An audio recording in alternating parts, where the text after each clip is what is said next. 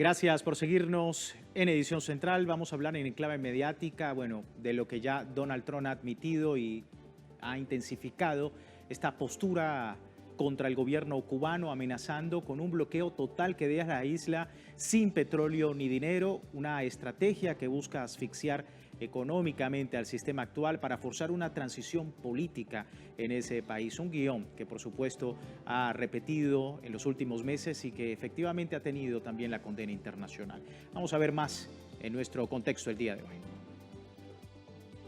El presidente estadounidense Donald Trump intensifica su ofensiva contra el gobierno cubano, sentenciando que no habrá más petróleo ni dinero para la isla. En un mensaje desafiante sugirió que La Habana debe negociar un acuerdo antes de que sea demasiado tarde, llegando incluso a proponer al secretario de Estado Marco Rubio como presunto futuro presidente de la isla.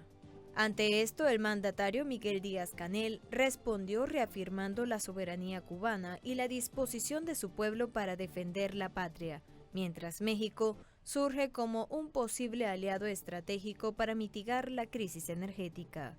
A esto se suma un panorama de presión interna para Trump complejo.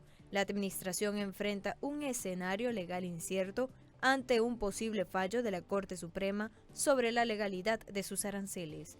Una decisión adversa no solo invalidaría una pieza central de su política económica, sino que debilitaría la autoridad ejecutiva de su gobierno para imponer sanciones comerciales unilateralmente.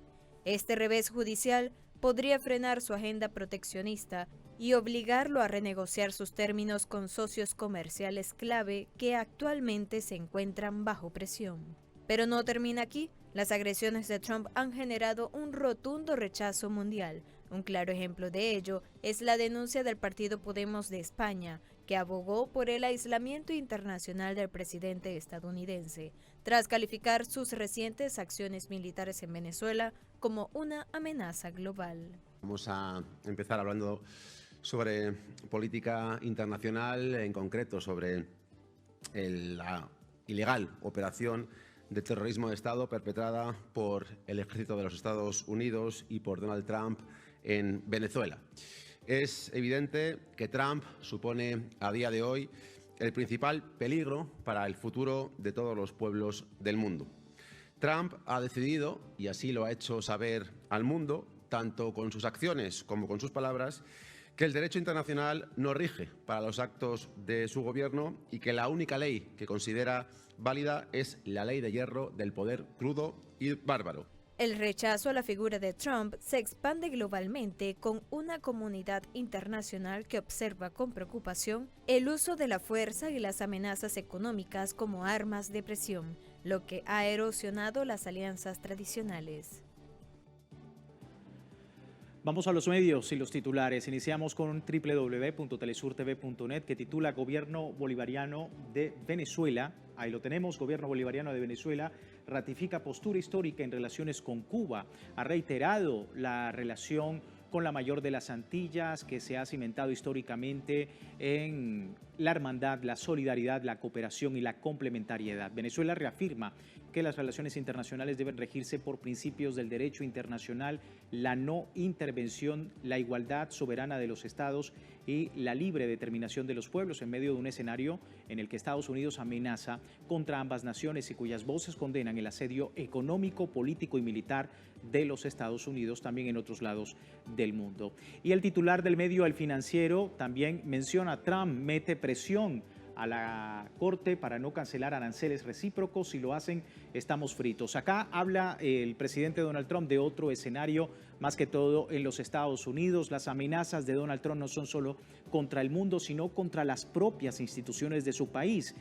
El mandatario enfrenta un escenario de presión interna porque parece tener al Senado, al Congreso y la Corte Suprema en su contra. Ahora la Corte Suprema de los Estados Unidos, que estudia la legalidad de su política de aranceles.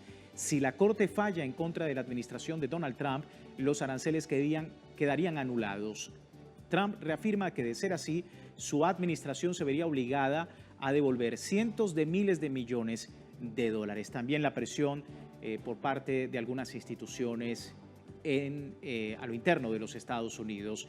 Y por último, el medio Radio Mundial comparte la información en medio de este escenario de rechazo internacional para Donald Trump. Dice, crece el boicot contra el Mundial 2026, miles cancelan entradas por rechazo a políticas de Trump. Señala que es un boicot masivo que está golpeando a la Organización Mundial 2026 con la cancelación de miles de entradas, mientras la selección de Brasil evalúa su retiro en protesta por la política exterior de los Estados Unidos. Afirma que aproximadamente 16.800 aficionados han cancelado ya sus boletos en señal de repudio a las políticas internacionales del país anfitrión, generando una crisis de credibilidad en torno a este evento deportivo internacional. Los impulsores de la medida denuncian que la administración de los Estados Unidos utiliza la política exterior para financiar conflictos armados, ejecutar acciones bélicas directas y, bueno, señala específicamente la responsabilidad de Washington